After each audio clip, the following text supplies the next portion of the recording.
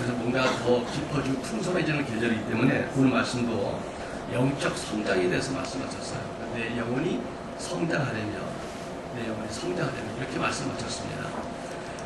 오늘 본문에 보면 고린도 교회 얘기가 나오는데 이 고린도 교회는 사도 바울이 2차 선교를 하다가 세운 교회거든요. 그런데 이 2차 선교를 하면서 세운 교회인데 바울이 에베소에서 있으면서 이 고린도에 편지를 보냈어요. 그것이 오늘 고린도 전서입니다. 그런데 여기에 문제를 제기합니다.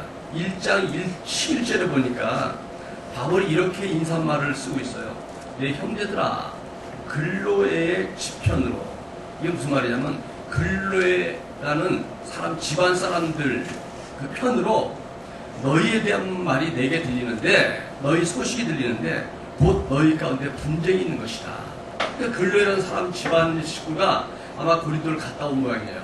갔다 와서 그쪽 지역 얘기를 하고 그 교회 얘기를 하는데 소식을 들어보니까 이 교회가 문제가 많은 거예요. 분쟁이 일어났다는 거예요. 싸우고 있다는 거예요. 분열되고 있다는 거예요. 아픔이 많아요.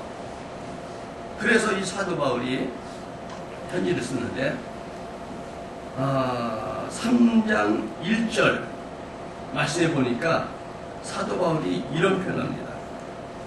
그리스도 안에서 너희를 어린아이를 대한과 같이 한다 했습니다. 어린아이를. 고린도 교회에다가 야, 내가 너희를 어린아이 대하는 것처럼 지금 대하고 말을 하고 내가 글을 쓸 거야. 너희들 좀 잘 들어봐 하면서 썼다는 거예요.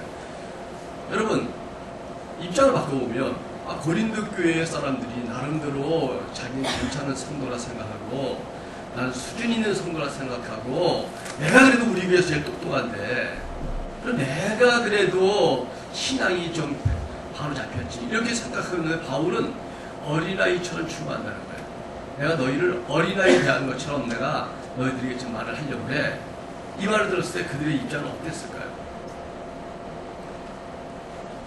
바울이 고린도의 그 교회 성도들을 어린아이 취급한다는 얘기는 그들의 신앙과 행동이 아주 좀 유치하고 좀 어려 보였다는 것이죠.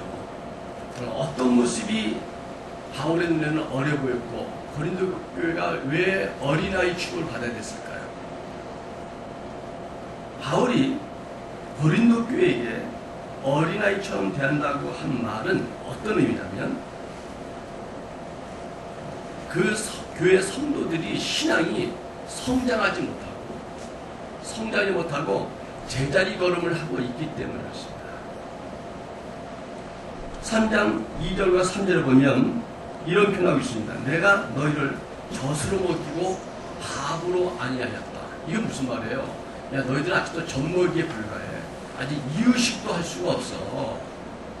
이는 너희가 이 밥을 감당하지 못할 정도로 아직도 어린아이다 그 뜻이에요. 지금도 너희들 하는 거 보니까 아직도 젖을 못된 어린아이 같아. 너희는 아직도 육신에 속한 자다. 그게 무슨 말입니까?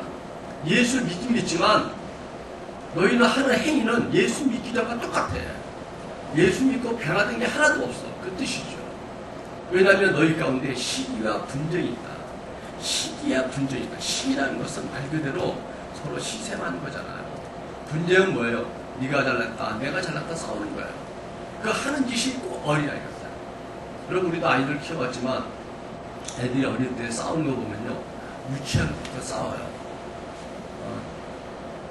그래서 우리가 싸움 말리면 막 억울하다. 왜? 제가 먼저 나를 건드렸는데 왜 나한테 잘못했다고 그러냐고 억울하다고 그러고, 또 제가 먼저 뭐를 가져갔는데 내가 그걸 달라고 했는데 안 줬다는 거 그러면서 보니까, 그럼 어른들이 뭐라 그래? 야야야, 시끄러워 이 녀석아. 둘 다 잘못했어. 그러면서 야단을 쳐갖고 다투는 걸 멈추게 하잖아요.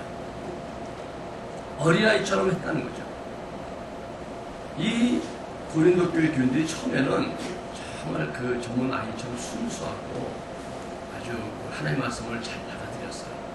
그렇지만은 그 후에 그들이 계속 어떤 말씀 교육이라든가 어떤 신앙교육 훈련을 계속 받고 성장하고 성숙해야 되는데 성장이 멈춘 거죠. 계속 공부를 받지 않고 훈련받지 않는 거죠.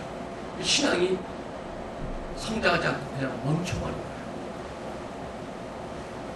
그래서 그들이 결국은 어린아이한테 갖고 날마다 싸우고 교회를 어지럽히고 교회가 분열되고 있다는 거예요.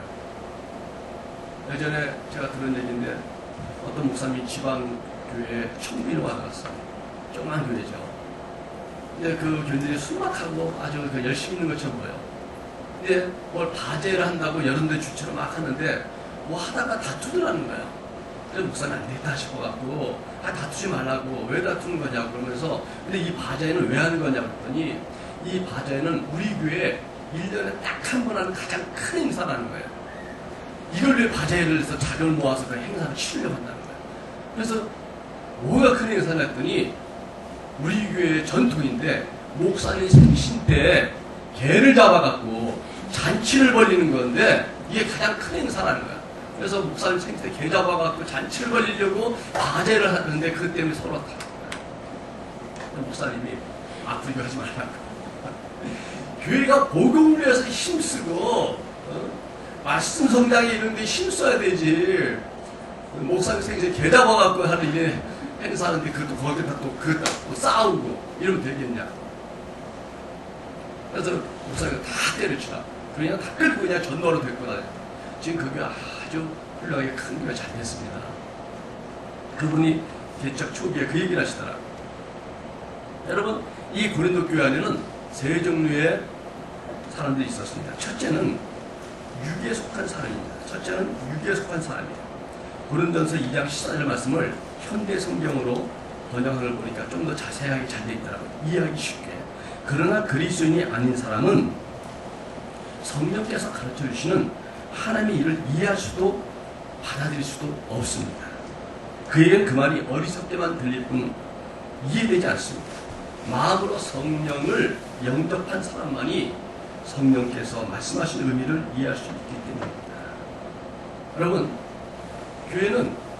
교회를 출석하지만 예수 안 믿는 사람들이 있어요. 예수를 자기 구주로 영접하지 않는 사람이 있어요. 그래서 예수를 영접하지 않았기 때문에 그 후는 없는 거예요. 예수를 영접한 다음부터 영적인 일이 벌어진 거거든요. 그런데 교회는 다니지만 왜? 사람도 좋고 또 좋은 말도 하고 또 교회 오니까 또 교회 밥도 맛있고 또 서로 좋아서 하죠. 근데 예수를 믿지 않는 사람이 있어요. 육에 속한 사람이라고.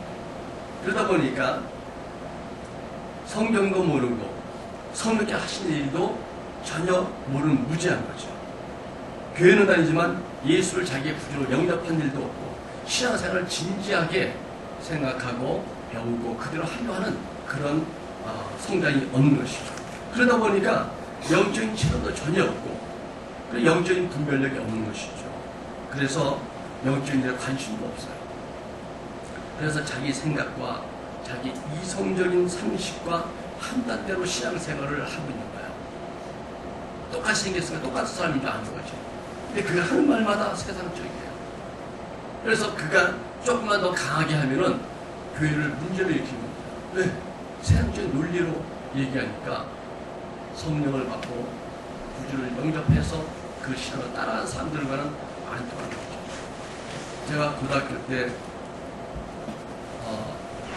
학교를 버스로 다니는데 갔는데 우리 동네에 같은 학교 다니는 친구 하나가 있었어요.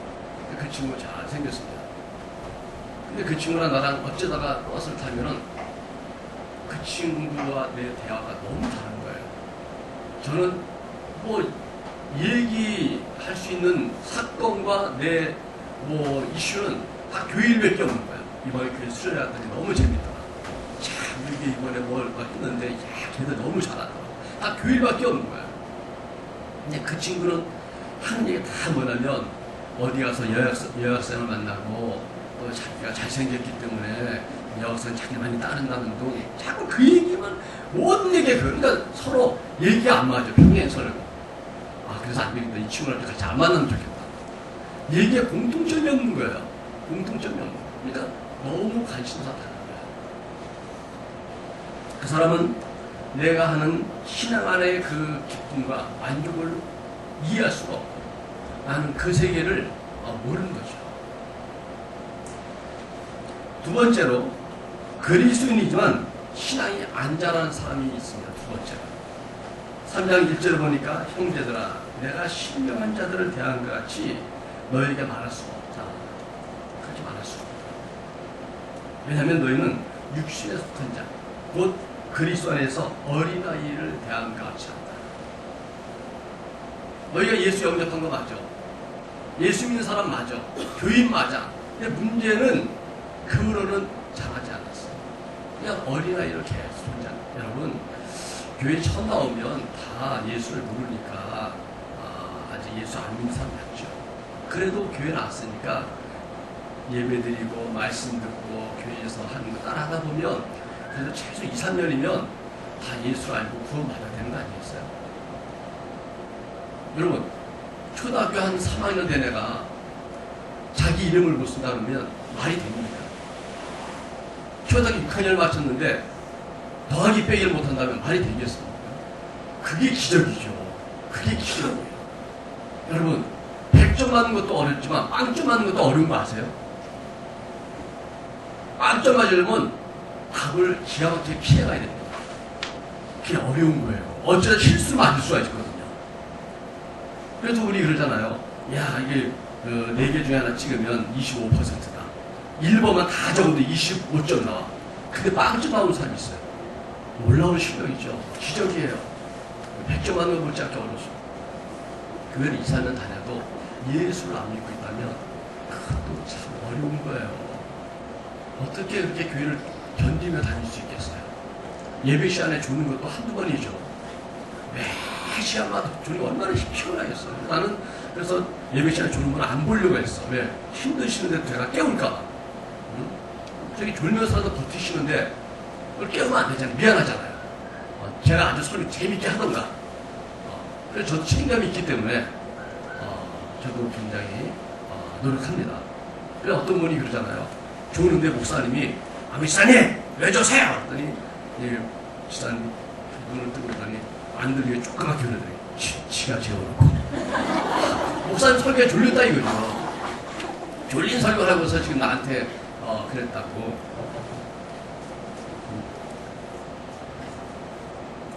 바울은 그리스도인이지만 자라지 않은 육신적인 그 모습 그대로 그냥 있는 사람을 어린아이라고 말했습니다. 무늬만 그리스도인 것이죠. 그래서 그들이 마치 교환에서 시비와 분쟁하는 것은 당연한 것입니다. 결국 그들이 문제를 일으키게 될 것입니다. 변화되지 않은 사람은 육신적으로 생각하기 때문에 문제가 생기는 것이죠. 그래서 여러분 예수를 믿지만 아직 어린아이 같은 사람은 누군가? 육신에 속한 누군가? 첫째는 미성숙한 그리스도인입니다. 영적인 어린아이죠. 둘째로 성장이 멈춰버린 그리스도입니다. 저희 교회와 같고 오예배 한 번도 안 되는 분도 있어요. 금요일도 한 번도 안 되는 분도 있어요. 그럼 궁금하지 않아요? 오예배는 뭐 하길래 또 이렇게 보이나? 저 사람들 왜 안 가고 또 오예배까지 드릴까? 뭐가 있지 않을까? 궁금해서 한 1년에 몇 번 남아야 되잖아요. 그 다음 은혜 받아갖고 역시 아니 금요일날 불금인데 응? 아니 전날 그렇게 교회를 가고 세상 재미도 못 보고 저렇게 교회 가는 게 얼마나 따분할까. 그러다가 어느 날은 그런 생각이 드는 거예요. 아니 뭐가 있길래 이 좋은 금요일날 놀러 가지 않고 친구 만나지 않고 교회를 갈까. 한번 가봐야겠다. 그래서 궁금해서 나가고 싶지 않아요? 그래서 처음에는 아유 금요일까지 안 돼. 난 그렇게 깊이 빠지지 않아. 깊이 빠지지 않아. 우리 남편한테 깊이 빠지 말라 그랬어. 우리 약사한테 깊이 빠지 말라 그래서 교회 가더라고. 그래서 안 빠지려 했는데 하다 보면 궁금하잖아요. 아니 금요일날 뭐 하는 걸까? 또 한 번 오고 싶지 않아요? 그러다 보면은 갑자기 은혜 받아갖고 믿음이 좋아지는 역사가 있을 줄 믿습니다. 아멘이 굉장히 적은 것 같아요. 목사님 저한테 왜 그러세요 자꾸? 저한테 하는 것 같다고 이렇게 느끼시는데 그건 저한테 하는 것 같다고 느끼는 분들은 제가 한 게 아니라 성령께서 말한 줄 믿습니다. 그렇게 들으셔야지. 아이고 이제 또 금요일에 나와야겠구나 이렇게 마음을 먹어야 되는데 정말 이게 못 나오겠네. 주일에 오전 예배 나와줬으면 됐지. 자꾸 나오라 그래. 그게 멈춰오면 안 된다는 거예요. 또 그리스도인이지만 하나님의 성령의 역사와 또 하나님의 말씀을 따라 움직이게 되는데 자꾸 자기의 감정과 상황에 따라 움직이는 그리스도인들이 바로 육신에 속한 어린아이입니다. 우리의 중심은 예수 그리스도의 말씀으로 구축이 되어 있기 때문에 우리가 한 것은 주의 말씀을 따라 사는 거거든요. 내 속의 역사는 성령의 역사를 따라 사는 거거든요. 제가 어릴 때부터 탁구를 좋아해서 탁구를 했는데 또 탁구를 쳤어요. 했더니 자세가 영 안 좋아. 실력도 별로 안 늘어. 근데 초등학교 때 선수 생활한다고 탁구를 치다가 만 사람들이 있어요. 그래서 초등학교 쳤는데 그걸 안 쳤대. 안 쳤다는데도 같이 보면 자세가 좋아하고 있죠. 힘이 있더라고. 조금만 치면 잘 치더라고. 기본 틀이 있으니까 안 쳤는데 원래 또 안 했는데도 그 기본 틀이 있으니까 그 기본 틀에 따라 하니까 이 좋은 자세가 나오니까 실력이 좋아지더라고요. 근데 기본 틀이 없는 사람은 아무리 노력해도 뚝딱거리야. 동네에서 같이 오징어 내기 맨날 시합 탁구하다 보니까 이기려고 이렇게 용을 하다 보니까 이 자세가 술엉망이잖아요. 그냥 춤을 춰. 이렇게 췄어. 잘 친 사람은 탁 써갖고 쫙쫙쫙 똑같은 자세. 그러니까 그냥 볼이 확확 파고들어. 당할 수가 없어. 하나님의 말씀과 성령으로 무장된 사람들은 그의 삶 속에 하나님의 역사가 일어납니다. 하나님의 도우심이 일어나고요. 하나님의 능력이 나타납니다. 왜? 이 속에 있는 것이 그를 만드는 거거든요. 내 안에 아무것도 없어. 세상의 모든 거짓말과 세상의 어떤 그 양팍한 그런 걸 가지고 자기의 철학을 삼은 사람들은 살 때 촐싹거리는 거예요. 누가 말하면 또 흔들리고, 누가 말하면 흔들리고, 상황에 따라 흔들리고, 또 우리 남자애들도 보면요, 군대 가면요, 알아봐요. 교회에서는 잘 믿는 것 같은데, 군대 가니까 무섭게 하거든. 그러니까 교회 안 가버려. 또, 남자들도 출장 가보면 알아. 여기서는 열심히 믿는 성도, 집사님 같은데, 출장 가니까 아무도 안 보니까, 요번 주를 제키자. 할렐루야, 주님 감사합니다. 되게 잘 오셨군요. 이런 사람이 있단 말이에요. 그러니까 사람이 안 보면 변화되고 압박이 오면 또 변질하고 사랑에 따라 움직이는 사람 영적인 어린아이죠. 이 속에 하나님의 역사와 성령의 은혜들 말씀들이 풀려지지 않았습니다. 교회 안에서 시기와 분쟁하는 사람들도 마찬가지입니다. 왜 그들이 시기하고 분쟁할까요? 그들이 하나님의 말씀을 하나 되지 못했기 때문에 자기 주장을 하니까 다른 쪽 가요. 여러분, 부부 싸움도요, 멈추려면은 부부가 서로 다르잖아요. 자기 주장하고 내 주장하면요, 끝도 없는 거예요. 부부 싸움을 멈추려면 주의 말씀 앞에서 이 사람도 주의 말씀에 맞추고 이 사람도 주의 말씀에 맞춰야 되는 거예요. 그래서 이 말씀 앞에서 우리가 양보하고 마음을 맞춰야 거기 하나가 되는 것이지, 하나의 말씀을 딱 내 주장은 내 주장대로 또 상대는 상대 주장대로 하면요 끝도 없습니다. 그럼 가정이 어떻게 하나 될 수 있어요? 그건 하나의 말씀에 하나가 되는 거예요. 하나님 말씀에 순종하는 거예요. 그랬을 때 우리가 가정이 하나 될 수 있는 거예요. 시기에 분쟁한 자도 어린아이다. 교회 안에서도 분파, 개파, 파당을 조성하는 그런 교회들이 있습니다. 요즘은 뭐 그런 분들이 많이 없을까 있지만 옛날에는 가면은 그 출신을 따졌어요. 고향이 어디세요? 전라도. 아, 전라도 오셨고 우리 목사님도 전라도요? 잘했어, 잘했어. 우리 전라도 반도 뭐예요? 경산도랑, 이야, 하면서 뭐 그냥 그런 걸 자꾸 따지는 거예요. 근데 목사님들도 자꾸 자기 뭐 어디 출신, 또 뭐 학교 후배, 너무 그러면 안 돼요. 그러면 반갑죠. 그러나 그게 하나 파가 되면 안 돼요. 파가 되면 안 돼요. 그게 영적인 어린아이예요. 우리는 다 같은 파입니다. 하나님 파고 성령 파입니다. 아멘? 우리 외국 나가보세요. 한국 사람, 어휴, 반가워. 어디 사세요? 안산, 어이구. 근데 뭐 하셔? 제가 얘 교회 집사님. 할렐루야! 갑자기. 여러분, 외국 나가서 교회 만나면요, 그렇게 반갑고요. 정말 형제 만나는 거죠. 동지가 됩니다, 동지. 동역자. 물론 그 중에도 사기꾼들이 많이 있어요. 그건 우리가 또 분별하는 건 다른 문제고, 그러나 정말 진정한 그리스도 만나면 그렇게 마음이 하나되고 그렇게 정말 왜 하는 말씀하는 뜻이 같으니까 이분이 예수 재밌는 거 보니까 나랑 같은 분이구나 이게 되는 거거든요. 여러분 그래서 정말 예수 믿었지만 영적 성장하지 않은 어린아이들이 있다고 바울은 말할 수 있습니다. 그런데 마지막으로는 가장 우리가 소망하는 것은 영적으로 훌륭한 자들입니다. 영적으로 성숙한 자들입니다. 이 사람들은 어떤 사람들입니까? 그리스도의 마음을 가진 자. 이 마음이 그리스도의 마음을 가진 자. 그리고 하나님께 하시는 성령께 하시는 일을 분별할 줄 아는 사람들이에요. 함부로 다른 사람을 판단하거나 정죄하지 않는 사람입니다. 우리는 다른 사람을 판단하거나 정죄할 수 있는 그런 자격이 없어요. 우리 주님 앞에 다 같은 죄인 아니었습니까? 예수 믿고 그렇게 됐는데 과거가 무슨 소리 있어요? 다 부끄러운 것이죠. 과거 자랑하는 사람은 아직 덜 된 거예요. 과거 다 부끄러워요. 왜? 자랑하는 거 보면요. 안 좋은 건 다 감춰놓고 자기 자랑할 것만 말하잖아요. 그러니까 어린 거죠. 사실 자랑할 것보다 부끄러운 게 더 많은 게 우리 인생 아니에요? 뭘 자랑하겠습니까? 어떤 분은 간증하답시고 간증하는데 옛날에 자기가 얼마나 잘 나갔는지 그러면서 강남에서 살았다. 벌써 이런 사람은 아니 내려오게 만들어야 돼. 아니 예수 믿기 전에 잘 나가고 돈 많이 벌고 그걸 자랑으로 아직도 그게 자랑이라 생각했다는 것이죠. 돈 많이 번 게 나쁜 게 아니라 그 돈 갖고 자기가 탐진하고 또 세상적으로 잘못했던 것들에 대해서 부끄러움을 느껴야죠. 그래서 정말 하나님의 말씀에 대해서 우리가 아멘으로 받고 실천하고 순종할 수 있는 그런 신앙이 이게 성장하는 그리스도인 줄 믿습니다. 우리 신앙이 성장하려고 해요. 여러분 작년보다 올해가 성장해야 되지 않겠습니까? 또 올해보다 내년이 더 성장해야죠. 이건 큰 기쁨이잖아요. 기쁨이잖아요. 그리고 주의 말씀을 우리가 깨달았으면 거기에 순종을 나갈 때 하나님이 도우셔요. 도우셔요.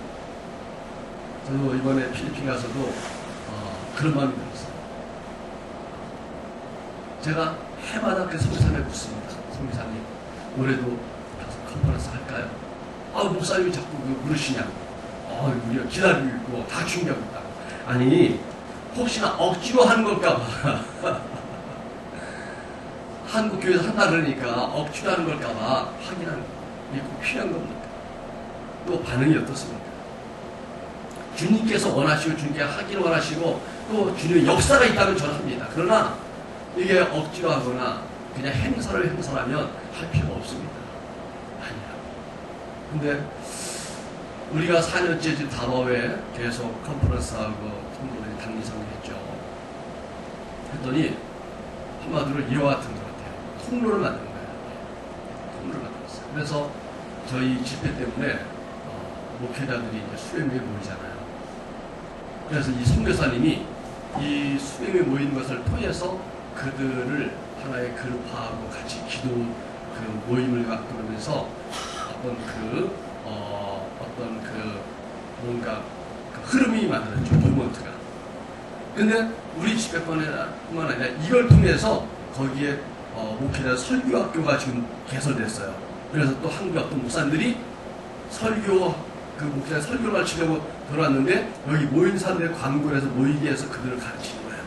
그리고 또 제가 소개한 심하고 뜸하는 우리 목사, 그 평택에 있는 목사를 내가 소개하고 데려가고 막 그랬더니 이 사람들에게 광고해서 이 사람들이 또 침팀에 관심 있는 목회자가 모여서 또 수혈 받아서 한 20여 명이 수혈 받아 그 사역을 하고 있어요. 그리고 또 포토사이라고 우리 김연아 전사라고 저를 거기에 불러드린 전사 그 교회를 통해서 가서 그 어려운 자가 사진 찍어주고 그래서 그들이 기념을 해서 그들 보호자 할 수 있는 포토사이를 거기를 통해서 들어가고 있어요. 또 이번에는 성경이 읽어지네라는 그 성경 프로그램이 이번에 이제 설을 보였어요. 그래서 우리가 컨퍼런스 통해서 열어놓은 그 통로에 설교학교가 들어가고 그리고 포토사이 들어가고 신분 사이 들어가고 그리고 거기에 또 이제 성경 프로그램이 또 들어가는 거예요. 그래서 지금 여기에 속해서 매주 모여서 기도하는 목회자 모임이 이번에 스텝이 23명인가 4명 되더라. 그리고 거기에 회원으로서 봉사하는 사람이 한 50교회가 되고, 그리고 거기에 많은 분들이 뭉쳐서 이렇게 집회 때마다 와서 혜택을 받고 있더라고요. 그래서 이 사역이 확장되고 있어요. 작년에 갔던 지역 반투간도 봤더니 그때 한 100명 가까이 왔는데 올해는 200명 정도 왔더라고요. 그만큼 어려운 지역에서 한국이 돕는 이런 사역에 은혜를 받고 혜택을 받고 있어요. 그래서 이 처음에 마릴록이라고 이번에 간 데는 거기다 한 2시간 좀 넘게 2시간 반 거리돼요. 새벽 5시에 일어나서 5시 반에 출발해서 거기 도착해서 9시부터 거기서 집회를 갔습니다. 오후 5시까지. 근데 그분들도 멀리 있는 분들은 그 전날 와서 가까운 집이나 교회에서 잠을 자고 아침 9시도 참석하는 거예요. 그렇게 해서 하루 종일 하고. 또 반투간도 왔더니 거기도 또 2시간 반 거리에요. 그래서 또 새벽에 출발해서 갔다 와서 도착해갖고 저녁 식사까지 먹고 들어오면 한 9시 반 이렇게 돼버리는 거예요. 다가오는 그 도시 자체니까 그냥 아침 9시부터 해서 밤 9시까지 그렇게 해서 놀 시간도 하나도 없고. 그런데 그렇게 땀을 흘리고 주일 하는 것이 주일 산다는 게 기쁨이고, 거기 함께했던 우리 전에 우리 부교했던 이급영 목사도 사실 3년째 같이 가고 있거든요. 그러면 바쁘고 자기 섬기는 교회가 있어. 근데 목사님한테 말씀드려갖고 오늘 갔다 온다고. 그랬더니 그 목사님이 자기 갔다 오라고 그러면서 근데 갔다 올 때 과일에 함께하라고 하는 뚜리안을 그게 좋아하신대요. 그 담임 목사님. 올 때 뚜리안 좀 갖고 오라. 그걸 갖고 오려면 냄새나고 그러니까 근데 막 그래서 막 충분해서 막 뚜리안을 이렇게 사갖고 싸갖고 막 해갖고 막 싼 다음에 또 통에다 담아서 그걸 또 막 계속 해갖고 그래서 왔어요. 그래서 그 며칠 동안 일주일 내내 거기 교회 안 가고 선교 갔다는 거잖아요. 그 댁을 뚜리안 두덩어리로 다 끝을 내기로 했는데 그분도 3년째 하는데 그러더라고요. 목사님 이 사역을 통해서 정말 큰일 하신 겁니다. 그 이금현 목사가 하면은 젊은 감각으로 이 PPT라든가 이거 아주 그 교회 성장에 대한 그 이론의 그 전문가잖아요. 그러니까 거기 가면은 젊은 신학생들, 전도사들, 젊은 목사들이 눈에 반짝반짝 해갖고 그것 좀 어떻게 우리한테 좀 자리 좀 보내달라고 막 그러더라고요. 그래서 저는 저는 막 기도하고 능력을 행하고 말씀을 전하고 거기는 막 최신 정보를 내치고 같이 한 목사님들을 계속 따로 같이 기도해 주시고 그러더랬죠. 한 번도 못 쉬고 새벽부터 밤늦게 했지만 아무도 불평하는 사람 없고 자기 돈 내고 따라가면서도 만족하고 감사하고 너무 좋다. 너무 좋다는 거예요. 참, 그래서, 아니, 한심창 나는 그런 데 돌아다니고, 땀 흘려 하고, 막 그렇게 하고도 너무 좋다는 거예요. 관광지 가서 휴양하는 것처럼 그렇게 험한 게 없어요. 만약에 제가 선교 왔는데 한 3일은 비가 와서 아무도 못하고 관광지에서 쉬다 왔다. 망친 거죠, 그날은. 그때는. 여러분, 영적인 사람들 영적인을 좋아하게 돼 있어요. 우리가 전도할 때, 한 사람 전도에 얼마나 어려워요. 그렇지만 그거 할 때 정말 수고도 하고 인내도 해야 되고 정말 우리 친절하게 하지만 그걸 통해서 그분이 교회 나올 때 그 기쁨을 이루 말할 수가 없어요. 왜? 이건 영적인 거잖아요. 어떻게 사람의 영혼을 구원할 수 있습니까? 여러분 어떻게 그 사람의 운명을 바꿀 수 있어요? 우리의 작은 노력과 헌신으로 그 사람의 운명을 바꿨다는 것은 이루 말할 수가 없어요. 말할 수가 없어요.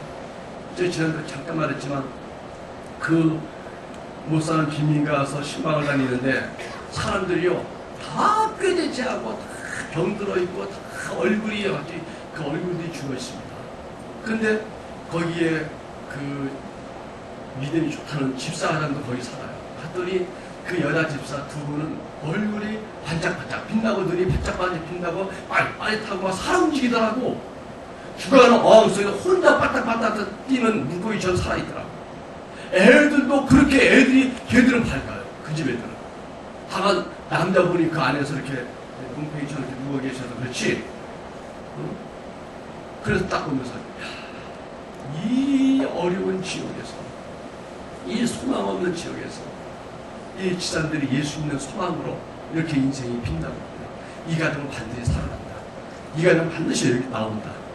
이 가정은 축복받을 수 있다. 그런 확신이 오더라고요. 그래서 거기서 어떻게든지 또 많은 사람이 이렇게 기도해주고 전도하려고 목사님 이리 오세요 막 따라다니면서 막 그냥 그렇게 막 안내를 하는 걸 보면서 정말 하나님께서 이 가정을 살리겠구나 그런 것입니다. 우리 어떻게 한 영혼을 살려요? 우리 어떻게 한 가정을 바꿀 수 있습니까? 어떻게 한 집안을 운명을 바꿀 수 있겠어요? 우리가 하는 자그마한 신전은 아무것도 아닙니다. 예수님이 가나 혼인잔치에서 첫 번째 기도를 읽게 보니까 무리를 포도주 만들었습니다. 죽어가는 잔치를 살리는 잔치를 만들었어요. 물을 포도주 만들어서 아무도 못합니다. 예수밖에 못합니다. 그러나 그를 돕는 사람이 있습니다. 마리아가 예수님을 의지하고 예수님께 정답했습니다. 그 하인들에게 이분이 시킨 대로 했을 때 하인들이 물을 퍼서 채우고 물을 가서 떠다 주고 하는 그 수고를 다 했습니다.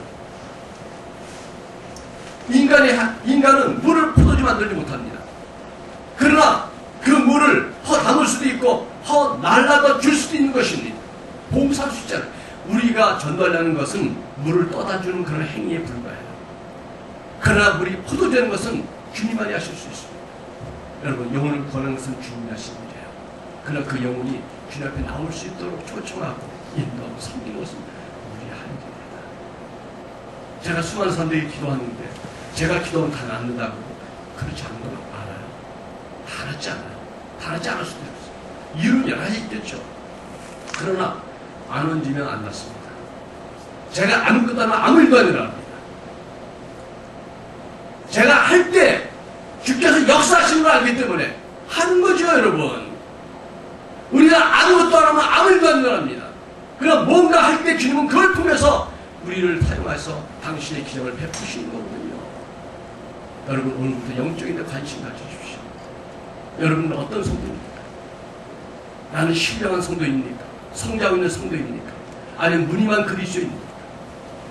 아니면 아직도 예수를 정식으로 영접하지 못하고 내가 예수 믿는 사람이라 당당히 말하지 못하는 교인입니까? 그게 처음에 몇 달은 그럴 수 있지만 시간이 지나면 뭔가 진지하게 생각하고 그래도 다시 한번 신앙을 돌아보고 신앙에 한번 정직하게 주님 앞에 서서 고백하고 영접하고 그 주님을 따라 신앙 성장의 길을 출발해야 되지 않겠습니까?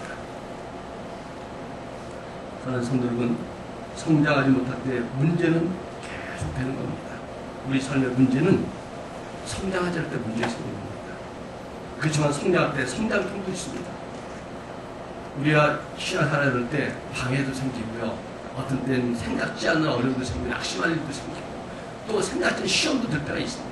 그러나 그것을 극복하고 성장할 수는 있다면 반드시 하나님께서 신앙 성장한 성도 가정에 당신의 축복을 아끼지 않을 줄 믿습니다. 여러분, 사단이 하는 말이 뭐냐면 세 가지 구호를 해요. 첫째는 적당히입니다. 적당히입니다. 그게 사단이 하는 말이에요. 두 번째로 모든 것을 다 받아들이지 마라. 받아들이지 마라. 우리 처음에 예수 믿는 분들 그러더라고요. 내가 교회 하다 그랬더니 남편이 적당히입니다. 너무 깊이 빠지지 마라. 그러더라고요. 세 번째로 계속 그렇게 하면 너만 힘들다. 너만 그렇게 열심히 보면서 너만 열심히 하는 것처럼 하지 말라고. 다들 적당히 하는데 너만 그렇게 하면 너만 힘들어. 여러분, 그렇지 않습니다. 제가 시간이 잘 갔지만은 춘천에서 어떤 사업하는 분 간 적이 있습니다. 이분이 군대 갔어요. 공수부대 차출됐습니다. 근데 비행기에서 뛰어내리는 훈련하는 날 얼마나 무서웠는지 그때 군목이 그랬답니다. 하나님 믿으세요. 하나님께 여러분을 안전하게 지켜줄 것입니다. 그 말을 믿고 하나님 믿습니다. 믿겠습니다. 하고 뛰어내렸는데 그래도 잘했대요. 그래서 거기에 이분이 교회를 나가기 시작한 거예요. 그런데 몇 달이 지나니까 그 말을 또 쉬어버렸어요. 대학을 졸업하고 대기업에 투자를 받으면서 대박의 꿈을 안고 게임 회사를 창업했습니다. 4년간 열심히 노력했는데 사람도 잃고 돈도 잃고 희망까지 다 잃어버리고 회사 정리했어요. 바닥까지 내려가니까 그때 다시 하나님이 생각난 거예요. 하나님, 일단 이 상황만 벗어나게 해주세요. 그럼 하나님 꼭 다시 믿겠습니다.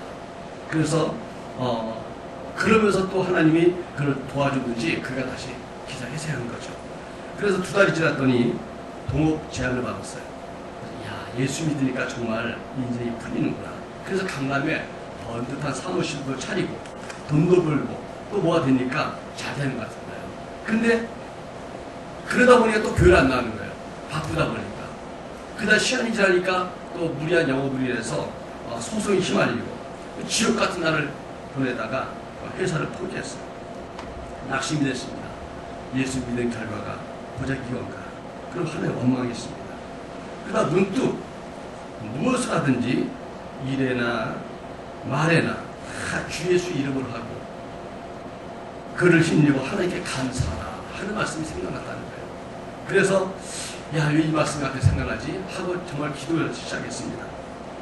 그래서 그가 다시 믿음을 가졌는데 그 교회 선배들이 중요해요. 선배들이. 이번에 표현해 보면 교회 형들이라고 하더라고요. 교회 형들이 야, 모든 해답은 이 복음에 있어. 그렇게 말하더라는 거예요. 그래서 그가 성경이 있다가 특별히 요한복음이 있던 중에 제자들도 실수를 많이 하다가 예수님이 부활하신 후에요. 이야, 예수님이 정말 하나님의 아들이시구나. 이걸 믿고 나서 그들이 삶이 변화됐다는 거예요. 그걸 보면서 그렇구나. 정말 예수님이 부활하셨구나. 그래, 나도 예수님을 인간으로 믿지 말고 정말 하나님으로 믿고 해겠구나. 그가 다시 한번 정말 신앙을 새롭게 했다는 거예요. 그가 세상과 돈이 우상이었고 예수님은 자기를 도와주는 조력자만 생각했는데 예수님을 이용하고 사용만 했던 그 죄.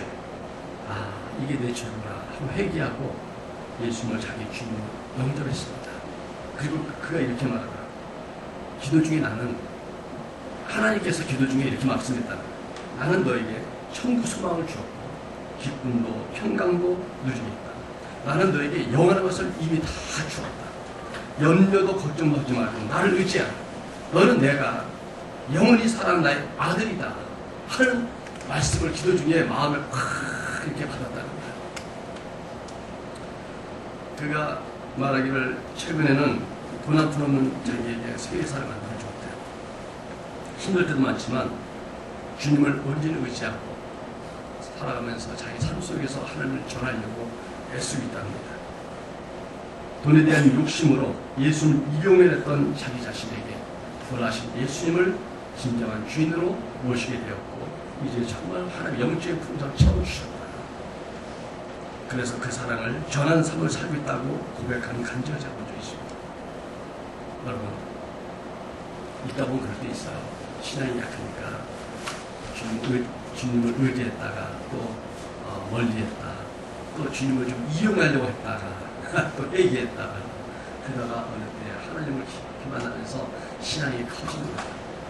우리 아이들도 시간이 지나면 커지는 것이지 날 때부터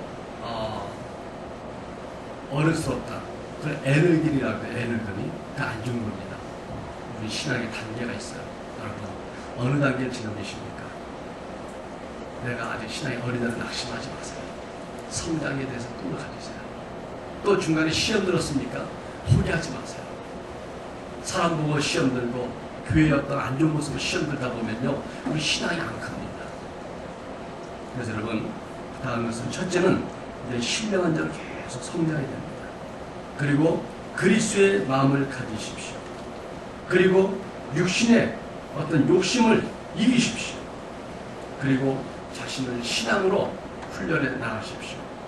훈련돼서 단단한 신앙을 가지면 여러분 그 신앙이 성장됐을 때 하나님의 복을 많이 받을 줄 믿습니다. 가을입니다. 우리가 나무를 보면서 열매 맺어야 될 것을 보면서 열매 많이 맺었네, 적게 맺었네, 너무 올해는 잘 열렸네. 저도 가끔 이 교회 뒤에 감나무를 자주 보고 대추 나가요. 올해는 감나무가 좀 적게 열렸어요. 작년 많이 열렸는데. 그래서 이렇게 한 해는 많이 열리고 한 해는 적게 열린다 그러잖아요.